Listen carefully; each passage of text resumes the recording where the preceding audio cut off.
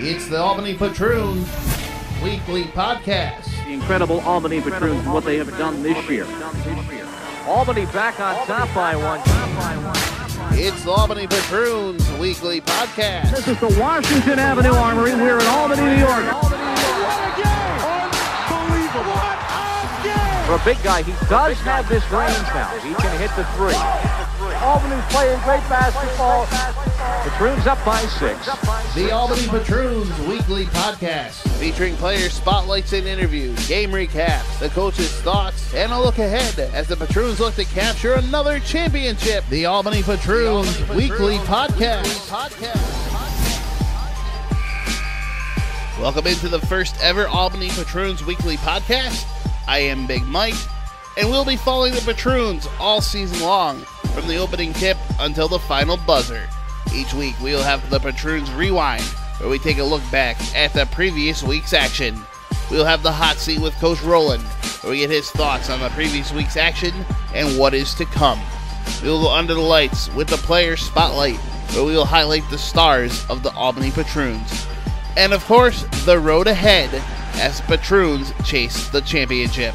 But first, I was able to catch up with head coach Derek Roland before the season to get his thoughts. All right, welcome into the first ever Patroons podcast. I am your host, Mike James, and I'm being joined by head coach Derek Roland. Coach, how are you? I'm doing great. How are you today, Mike? Good. So the Patroons are back this year, and season's what, about a month away now? Yeah, about a month or so, yes. And you guys lost in the finals last year to Yakima, right? Yes, they beat us. I know, I hate to bring that up, but I know. are you guys out for revenge, or what are you looking for in this year? Well, this year, we just want to come back and play as well as we did last year up until the finals. Revenge, I don't know. We'd like to get back to the finals and win the championship. If it's Yakima, that would be even better. But we're just looking to come back, bring some of the players back, give them a chance to experience the success in winning, and hopefully we can do that. Do you have any returning players coming back this year so far? Right now, we're after each season, each player becomes a free agent. So we're not sure on who's finally coming back, but we did sign our MVP of the league, Edwin Ubilis, but I expect to have at least 3 or 4 of my guys from last year back. What are your exact expectations for this year? Do you have anything in particular? Just to compete, play hard, get into the community. Basketball is one thing, but what we represent here is we try to have an impact on the community with the kids and the families and everyone who can benefit from what we do. We go to the schools. We do a lot of community service work. And that's high on my list. We're going to win and lose some games, and I want to have a fun team, and I want to have a group of guys that carry themselves right and play hard and set the example. Are you looking for a point guard, Coach? I can come play point guard. Yeah, I'm always looking for talent, man. We're always looking for talent. So. All right, never mind. I don't have talent, but. So, what was it like to play with Scott Brooks and Rick Carlisle? They're both, well-established NBA coaches now. Yeah, well, both great guys, both had great basketball work ethic, competitors. Scott was a rookie when he came to the Patroons, and he used to run our errands for us back in the day. We used to beat up on him a little bit, but Scotty was a great guy. I've known Rick Carlisle since my college days. We played in the Empire State Games together. He lived up in Canton, New York, and I went to Potsdam, and they're like, might as well be in the same town. So we became good friends. And we're still friends to this day. So it was just great, and I'm so happy for those guys to see what they've achieved. So the Patroons have won 2 titles, correct, in their career? Yes. And you were part of both teams, right? Right. How's that feel? It's great. A lot of memories. We still, some of those players from those teams, we still keep in touch a little bit. And in any city, as you know, a championship is just a great thing for the players, the fans, the city, everyone to experience. So that's always the goal because, you never forget memories. Now, Phil Jackson obviously coached the very first championship team you were a part of. Did he run you guys through the triangle back then? No, we didn't have the triangle. He incorporated that once he got, I think, up in the NBA. I think a guy by the name of Tex Winters is the orchestrator of that, and Phil just implemented it, and it happened to win him 11 championships. I wish we had it back then, but no, he hadn't. Might have won more than that. Right, huh? Exactly. He hadn't got back to use the triangle back then with us. So. And you also played for Bill Musselman too. Yes, Bill Musselman, one of the greatest coaches I've ever played. The late Bill Musselman. The late of course, Bill Musselman. He was a great coach, great man, one of the hardest working and most prepared people I've ever seen in my life. So. Bill was great. And also George Karl, he won the other title, yes, right? Yes. No. Well, Musselman, we won one with Musselman and Jackson. Oh, that's right. That's right. Yeah. Musselman and Jackson were the two.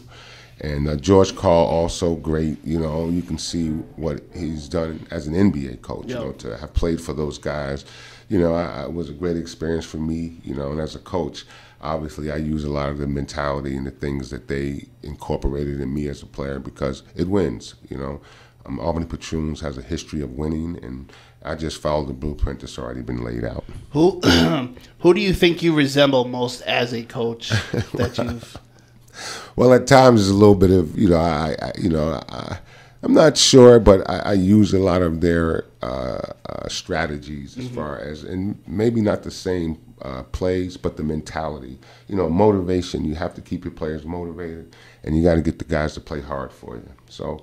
All those guys were able to do that. They did it in a different way, so that's one of my focuses. And you've been part of the Patroons almost every year they've been in existence, whether it's been a player or a coach, right? Yes, well, I left the country and played over in Europe for like 5-6 years, so there were times when I left, but I was here when it started, and I'm here now, so I've been on the front line in this organization for a long time. Should we just call you Mr. Patroon, maybe? Well, well, I've heard that before, but, you know, I'm proud to be that, you know. I know that I've impacted the lives of a lot of people through sports, you know, mainly my own children. You know, I have 5 children, and all 5 of my kids play college basketball, and that's something that, you know, comes from my mentality as a person, and, you know, and as a professional. I just incorporated it, and it was great for me. Now, as we mentioned, you won 2 titles as a Patroon player.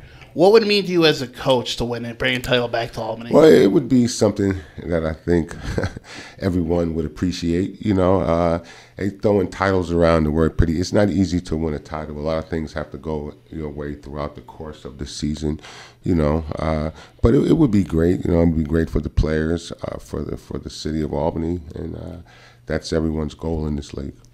Now, you won a national title at Potsdam, right? D3 national title? Yes. What was that? Talk about that a little bit. Well, as everyone will probably agree, you can't really replace your college days. You know, that's when you're first getting started, and that's, you know, those memories will last, you know, a lifetime. You know, it was great. I went to Potsdam State University, upstate in Potsdam, New York. Had a great team. Had a great 4 years. Had a great coach. Had great teammates, and it was just a perfect fit for me. You know, I thought, you know, it's a Division III school, and I was thinking about maybe I wanted to try and go to a higher level, you know, and everyone has different levels, but it worked out perfectly for me because it gave me a chance to develop, and they happened to have one of the best coaches in the country there, and I had great teammates, so it was perfect for me. So go Potsdam. Now, the Cleveland Cavaliers, they're an absolute disaster right now. Do you think you could go in there and fix it? Probably not. I know not. You know, Cleveland, you know, anytime you lose LeBron James, you know, he does so much for a team. You know, you can take his points, his rebounds, and assist away, but his leadership and his presence and all the other things that come with him, when you lose that, it takes a little time to recover from that. But you know, as time goes, you know, there's a lot of great players coming out in the college ranks, especially those kids that Duke. What do you think about Zion Williamson? Oh my God! You know, he careful. I'm a Duke fan now. I know. No, he's definitely awesome on the floor. You know, he's entertaining. You know, and you know that's what you look for. You know, he can jump higher than most players. He's bigger than most players. You know, so that's an understatement. But you know, 6'8", 285, I think. Right. You know, great for him, and there's a lot of other great players in the country coming out. So.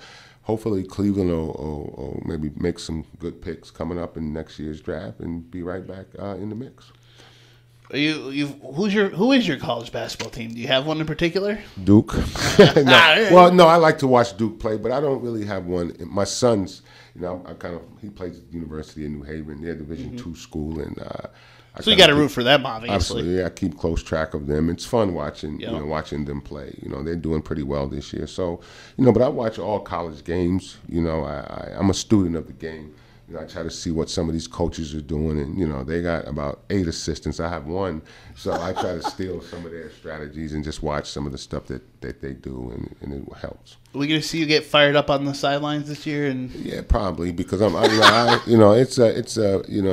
get fired up. That's my job, to stay fired up. Don't go too far with it, but keep my players motivated is the main thing, and as a former player, I kind of get into the game a little bit. I'm going to try to be a little calmer this year. I know I'm going to be a little calmer this year, but it's I enjoy coaching. I enjoy helping these guys succeed, teaching them the game, and it's fun. Do you have those extra glasses cases set aside in case you need to hand them to the refs, or no? Well, yeah. Well, the refs are going to do what they're going to do. Yeah. They're in a tough situation. They are. I give them crap no matter where I go, but they can never win. Somebody's going to be mad at them at the end of the game. So, but hopefully they'll do a good job. And there's never been a season when there wasn't discrepancies with the refs and the coaches. It's just the way it goes. It's going to happen no matter in any sport, right? I mean, if it didn't, would it be sports? Well, you see one thing and they see another. So, and they got the final say. So you got that's like the NFL right now, right? Well, they got so many cameras now, man. That's the thing with Major League Baseball and football and the NBA. They can just go and look at it. Speaking of the NFL, the Cleveland Browns. Could you fix the Browns? No, probably not. Oh, come on, Coach. There's got to be something you can fix somewhere. I know, because, hey, man, they got about 100 people on staff, man. They're trying to figure it out, and it comes down to, certain picks, like especially in the quarterback position. They got a good young quarterback that's got one thing working for him. Well, yeah, but, it's like, what round did Tom Brady go in? What pick was Tom Brady? And what was Aaron? So it doesn't really matter. Sometimes you just get lucky. Well, it ain't, it's luck, but again, New England seems to find ways to do things, and like some of these teams always seem to find a way to get a marquee player, especially in basketball. Somebody like the Spurs would always be at the top. The Celtics would always be at the top. We're waiting on the Knicks to make some moves, so we'll see what happens in New York. Oh, you're a Knicks fan? I'm New York. Yeah, they're right there. I like to see them succeed, and